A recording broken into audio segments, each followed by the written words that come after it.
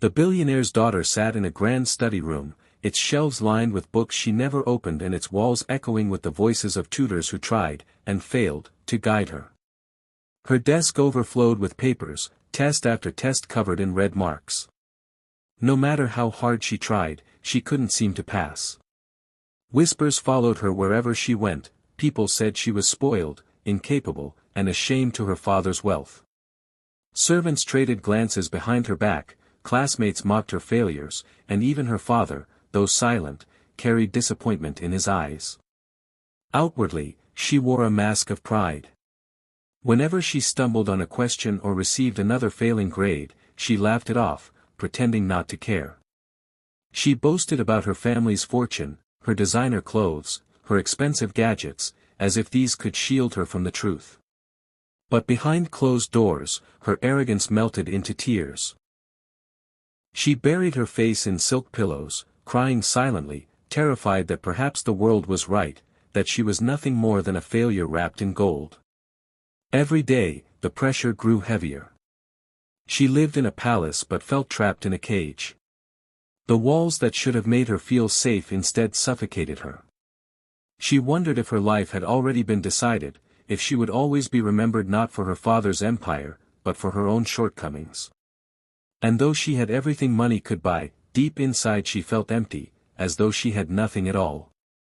The following afternoon, desperate to escape the suffocating weight of failure, she slipped away from her mansion and wandered into a quiet park nearby. For the first time in a long while, she breathed without tutors watching her, without judgment following her every step. As she walked past the benches, her eyes caught a boy sitting barefoot on the grass, his clothes worn and patched. He looked no older than her, yet his focus was unshakable as he read from a tattered book, its pages yellowed and frayed. Curiosity overcame her pride. She approached and asked, almost mockingly, why someone with nothing would waste his time on books. The boy looked up, his eyes clear and steady, and replied softly, because knowledge is the one thing no one can ever take away from me. His words struck her like lightning, simple, but filled with a truth she had never considered. She sat down hesitantly, feeling awkward on the grass she'd never lowered herself to before. Instead of mocking her failures, the boy asked her what she truly wanted, not what her father expected, not what the world demanded, but what she hoped for. She admitted in a trembling voice that she wanted to learn, but didn't know how. The boy smiled, not with pity, but with understanding. For the first time in her life, she felt seen, not as the billionaire's daughter, not as a failure, but simply as a girl searching for a chance to begin again. The boy agreed to help her, but only on one condition: she had to leave her pride behind and start from scratch, just as he had. No fancy tutors, no glittering notebooks, just patience, humility, and the willingness to learn. She hesitated, embarrassed by the thought of sitting on the ground like a child. But something inside her whispered that this might be her only chance. So, for the first time in her life, she knelt in the dirt beside him. With a small stick, he showed her how to write letters in the soil, tracing them slowly, carefully. She laughed at her crooked shapes, but instead of scolding, he encouraged her to try again. Day after day, she returned, setting aside her expensive dresses and polished image. Together, they worked through the basics, reading simple passages, solving problems step by step. At first, progress was slow. She stumbled, grew frustrated, and wanted to quit. Yet the boy's patience never wavered. "Don't run from failure," he told her gently. "It's the teacher that never lies." His words sank deep into her heart. As the weeks passed, something remarkable happened. Concepts that once seemed impossible began to click. Her hands grew steadier, her mind clearer, and her heart lighter. She no longer felt the crushing weight of expectation but the joy of discovery. For the first time, she realized learning wasn't about pleasing her father or silencing whispers, it was about growing stronger, one humble step at a time. When the day of her next exam arrived, she walked into the room with a calmness that surprised even herself. The same test papers that once looked like walls of confusion now seemed like puzzles waiting to be solved. She didn't get every answer right, but this time, she understood what she was doing. When the results came back, her heart raced. She had passed. Not perfectly, not flawlessly, but she had earned it with her own effort. For the first time in years, she didn't feel ashamed.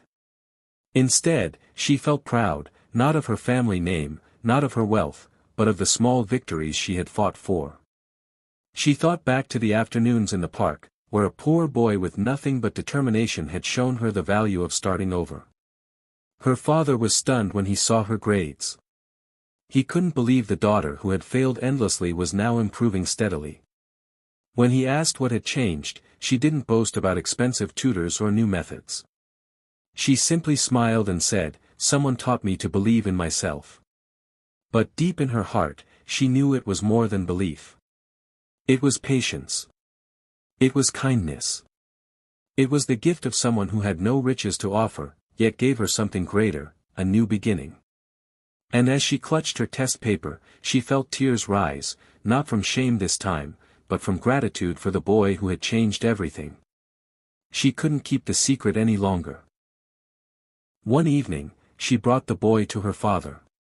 The billionaire looked puzzled at first. Why would his daughter, dressed in silk, befriend a barefoot boy with calloused hands? But when she explained, her voice trembling with emotion, he finally understood. "Father," she said, "all the tutors you hired couldn't teach me what he did. He gave me patience, courage, and the strength to start from nothing." The room fell silent. The billionaire, a man hardened by business and success, felt his eyes sting. He turned to the boy, humbled. For the first time in years, he saw his daughter's genuine smile, something no amount of wealth had been able to buy. Without hesitation, he promised to fund the boy's education, giving him the same opportunities his daughter had always taken for granted. Years passed, and their story spread far beyond their mansion walls. The girl, once known as the billionaire's hopeless child, became a symbol of perseverance. The boy, once mocked for his poverty, rose with honor, carrying his kindness everywhere he went. Together, they proved that wealth isn't measured in gold or titles. True wealth lies in the ability to lift another person when they've fallen, to give without expecting anything in return. And as people came to know their story, it left behind a lesson for everyone. Sometimes the richest soul is the one who owns nothing but kindness, and chooses to share it.